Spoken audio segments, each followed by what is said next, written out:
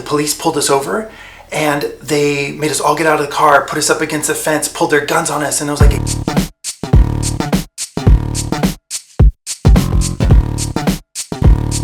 Hi and welcome back to my channel. I'm Aaron, aka Visionaaron, and today I'm going to share with you some fun DIY, Pride themed, and also share some of my experiences of what it was like being gay in the 1990s, specifically as related to rainbow necklaces.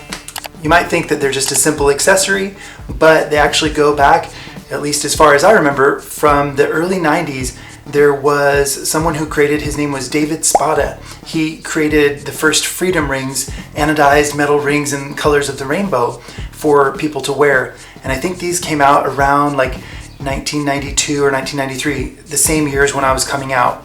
And so I discovered them when I first went to the Gay and Lesbian Center in Hollywood and started attending the youth group meetings when I was in high school. That's where I discovered there was a neighborhood called West Hollywood, which growing up in LA, I just thought that that was the western part of Hollywood. I had no idea there was like a whole gay neighborhood, a gayborhood. And I had a lot to discover, even though I grew up in Venice Beach. It was the time when I was really starting to consider coming out to other people, and it was the very end of high school. So I learned about different things, that there was a gayborhood, that there were symbols you could use to identify each other. For example, rainbow paraphernalia or pink triangles. And these were things that weren't really easy to find out because we didn't have the internet back then, or we didn't have the form that it exists in today. You really had to be introduced to it and told about a lot of things by other people, by word of mouth. And some of those things that I learned were about these freedom rings. They're a necklace that a lot of people wore that were trending at that time. Something else that was funny is around that time, like a year or so after, was Earring Magic Ken, who sported this big giant ring on his necklace, and it just, for everybody that knew, it just looked like they literally made a gay Ken doll sporting kind of like a freedom ring or something like that, and could be used for other things as well. That was really symbolic of that time, especially in a time of where we didn't have a lot of representation. We didn't have hardly any representation on television, or if we did, it was very limited and often about being tormented or struggling or trying to create empathy, but it meant that there were a lot of sad storylines, or they didn't really feature anything with really fleshed out relationships like they would for straight characters. There was a character on Melrose Place, I remember, who he was like the gay neighbor, but he fell in love and they wouldn't show the kiss on screen. They just had to show somebody's reaction going, looking from the window, because they were worried they were going to lose sponsorships.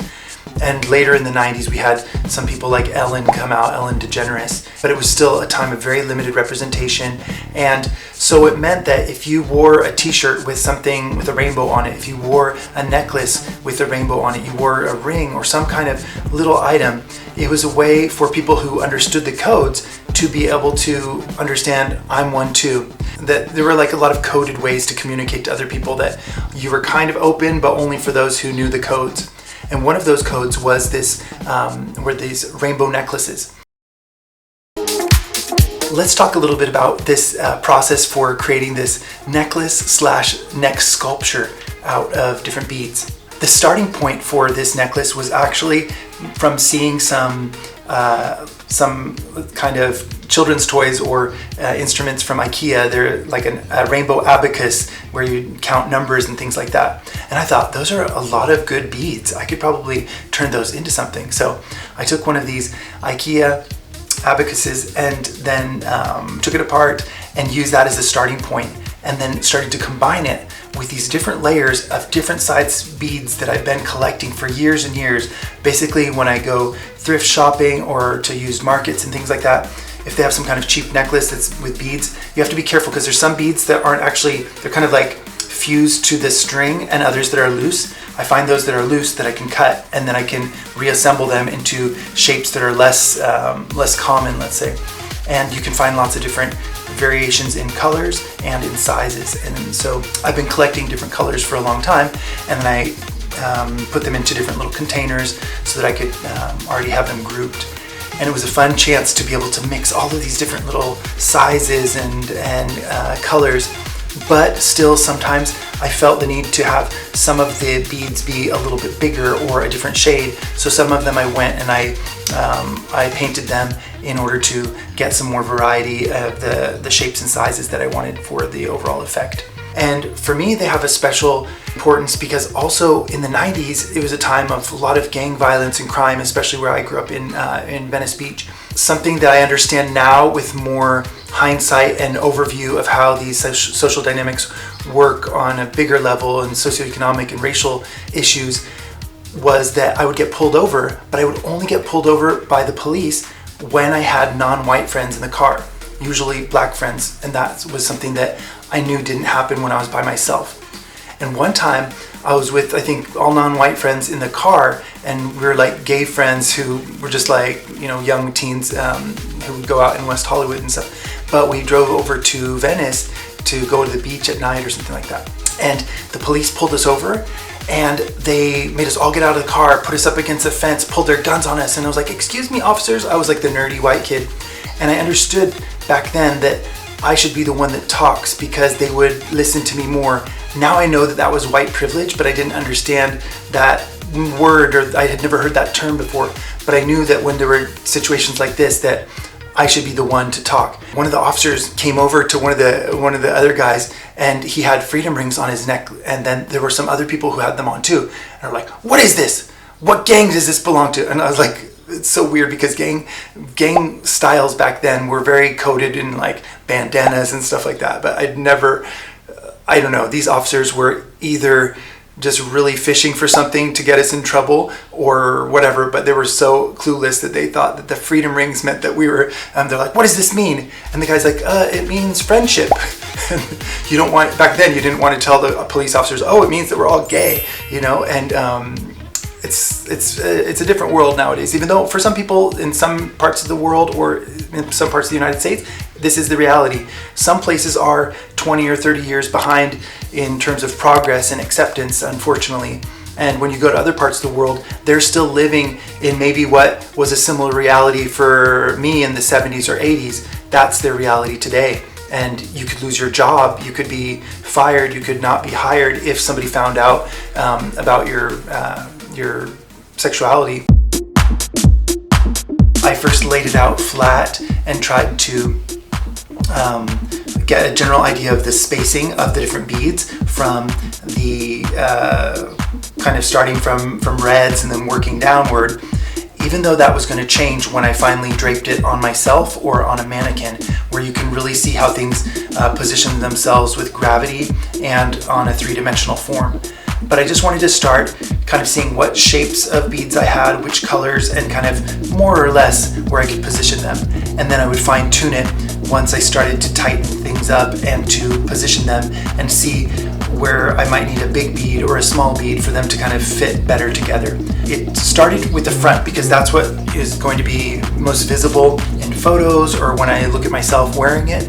But once I finally finished the kind of draping and positioning and repositioning and retightening of the different beads to kind of get them to fit right, I had to also work in a few wires to stabilize them so that they wouldn't overlap too much or they wouldn't get too tangled. They kind of keep their position, especially around the neck area, in order for it to kind of maintain its shape and not have all the gravity bring everything forward. I kind of reinforced along the neckline with different wires, so that way, even though it's really heavy, it will still keep its shape. Another way that I helped it keep its shape was by working on the back. And I started seeing how many more beads I had in the purple section because I love shades of purple and burgundy. Those are some of my favorite colors.